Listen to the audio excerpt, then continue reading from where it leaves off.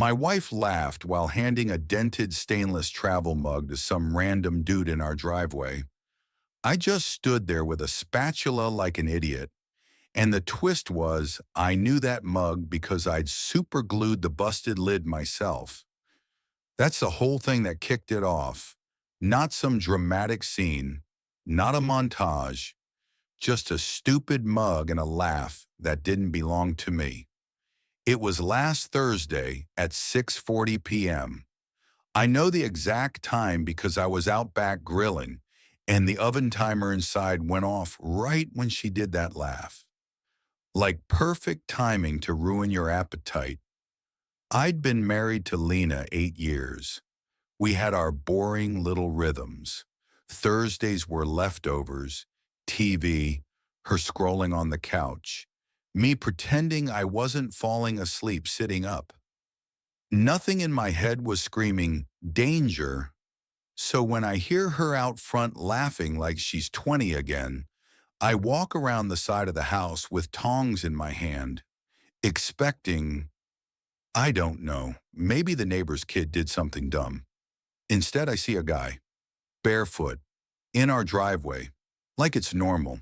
He's holding a travel mug, not just any mug, mine.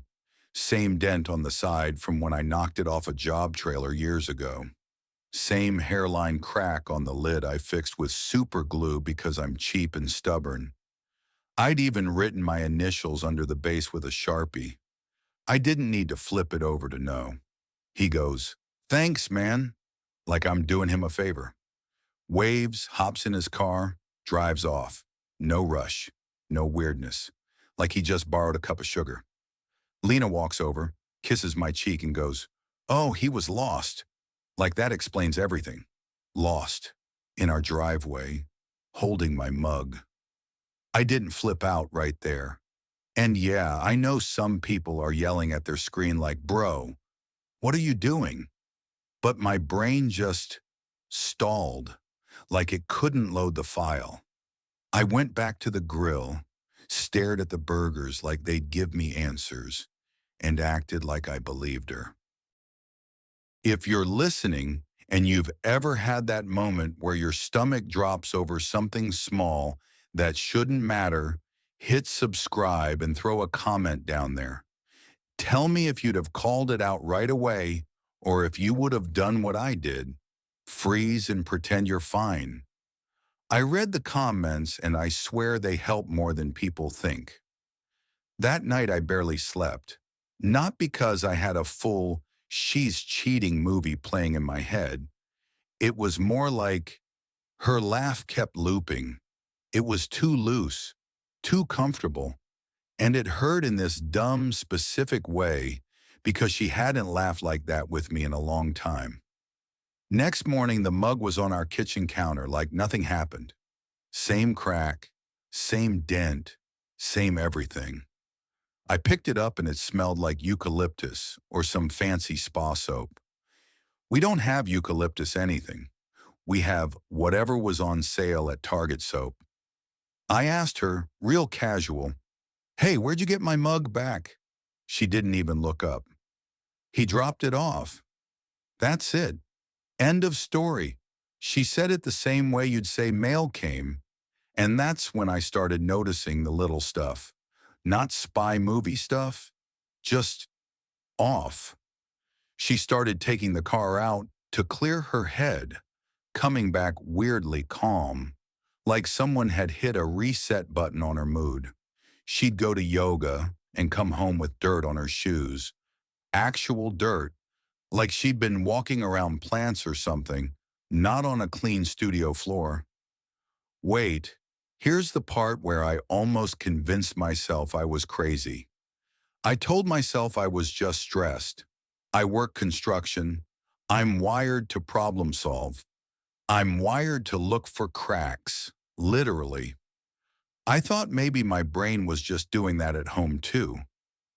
I even apologized to her one night for being quiet. I said, "Sorry, I've been a little off." She hugged me and goes, "You're fine." In that tone that closes the door in the conversation, not mean, just done. Then she casually mentions this place, the Municipal Arboretum on the east side, like it was no big deal. There's this public greenhouse classroom there.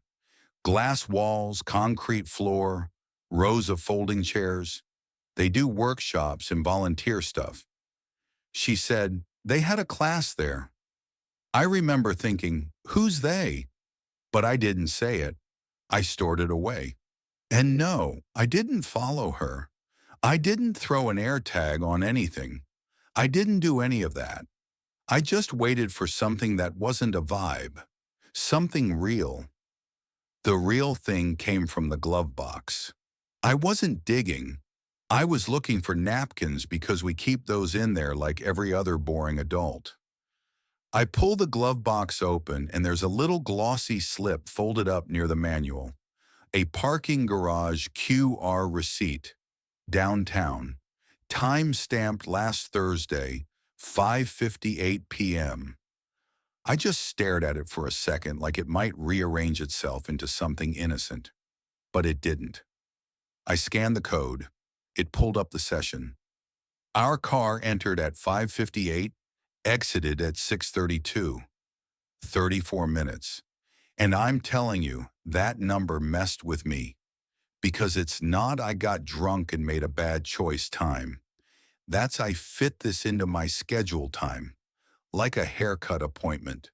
I still didn't confront her right away. I wanted to. I rehearsed it. But I also didn't want to be the guy accusing his wife over a receipt and a mug. I wanted one more piece that made it undeniable. That weekend we went to a kid's birthday party, one of those backyard ones with cheap pizza and parents standing around pretending they're having fun. I watched Lena, not in a creepy way, just noticing. She laughed with other adults, but she kept doing this thing where her eyes would drift, like she was waiting for someone to show up even though she knew they wouldn't. And she kept her travel mug close like it was an emotional support cup. Then one of the dads mentions he volunteers at the Arboretum, says the greenhouse classroom is quiet during weekday afternoons. That's all he said. Nothing suspicious. But Lena's eyes did this tiny little light up. Just a flicker. Then she caught herself and went neutral again. That flicker told me everything. Wait, here's the part where it stopped being a maybe in my head. On Monday, I left work early. Didn't tell her. I drove downtown to that garage. I walked up to the booth, and I'm not proud of this, but I played dumb. I said I thought my car got dinged, and I needed to see if they had an entry/exit shot from a certain day. The guy didn't care at all. He printed two stills like it was nothing. You couldn't see faces clearly, but you could see our car. You could see the passenger door open. You could see a dude leaning in. And in the cup holder, plain as day, that dented travel mug. I sat in my car after that, hands on the steering wheel, and it was like my brain finally caught up to what my stomach had known in the driveway. That night I didn't come in swinging. I didn't do speeches. I didn't do, we need to talk with dramatic pauses. I put the mug on the table between us. She looked at it like it was a trap. I said, "Whose mug is this?" She blinked. "Yours." I slid the parking garage receipt over, then the stills, and I said, "Last Thursday, 6:40 p.m. That's when you were out front laughing." Her shoulders dropped, not like she was relieved, like she'd been holding something up and got tired. She didn't cry. She didn't do the whole, "How dare you?" She just stared at the crack on the lid and rubbed it with her thumb, the exact spot I glued. And she said, "I've been meeting someone."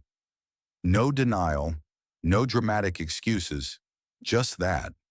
She tried to dress it up as, it started as coffee, and it was private, and I didn't know how to tell you. But the more she talked, the more it sounded like she was reading from a script she'd practiced alone. I asked her if she was ever going to tell me. She looked at the table and said, "I don't know." And honestly, that answer hurt more than a lie would have. Wait, here's the part that actually snapped something in me. She reached for the mug, like she needed to hold it, like it was hers. And it hit me that this wasn't just her sneaking around. She'd taken something from our life, my dumb dented mug with my glue job, and made it part of whatever life she was building without me. That's when I said, "Pack a bag, not tomorrow, tonight." She stared at me like I'd slapped her. Then she goes, "It's 6:40. Like that time mattered for some reason. I actually laughed. Not happy, more like my body couldn't find another reaction. I said, "Yeah, funny how I'm gonna remember 6:40 for the rest of my life." She left that night, and yeah, she took the mug with her. 2 days later, I get a call from the Arboretum. Not her, the Arboretum. I donated some tools there once for a volunteer day. Nothing fancy, just extra stuff from my truck. And apparently my number was still on a list. The lady goes, "Hi, are you the owner of a stainless travel mug? Someone left it in the greenhouse classroom." I couldn't even talk for a second. I just stared at my wall. Then I said, "Yeah, that's mine." I drove over there after work. The greenhouse classroom was exactly what I pictured. Bright, too clean, smelled like soil and lemon cleaner. Folding chairs, a whiteboard, sunlight pouring in like it was trying to make everything feel wholesome. The coordinator handed me the mug and said, "People forget things when they're distracted." I nodded like a normal person and walked out. My hands were shaking, but I kept my face straight because I didn't want to be the guy having a meltdown next to a bunch of tomato plants. When Lena came by later to grab more clothes, the mug was on our counter. Clean, empty, like it was back where it belonged, but it didn't feel like it belonged anymore. She didn't touch it. She didn't even look at it for long. She asked quiet, "Is there any chance we can fix this?" And I told her the truth, plain and ugly. There might have been, if you didn't have a whole separate life where you could laugh in our driveway and then disappear downtown like it was an errand. Now the house is quiet. Sometimes it's peaceful. Sometimes it's the kind of quiet that makes you hear your own thoughts too loud. The mug sits in the cabinet. I don't use it. I can't. It's just a reminder that glue doesn't fix everything, and neither does pretending you didn't see what you saw. So yeah, comment if you've been through something like this, or if you've got a different take. I'm not looking for pity. I just know somebody out there is standing in their own driveway right now, holding a spatula, trying to convince themselves a lost guy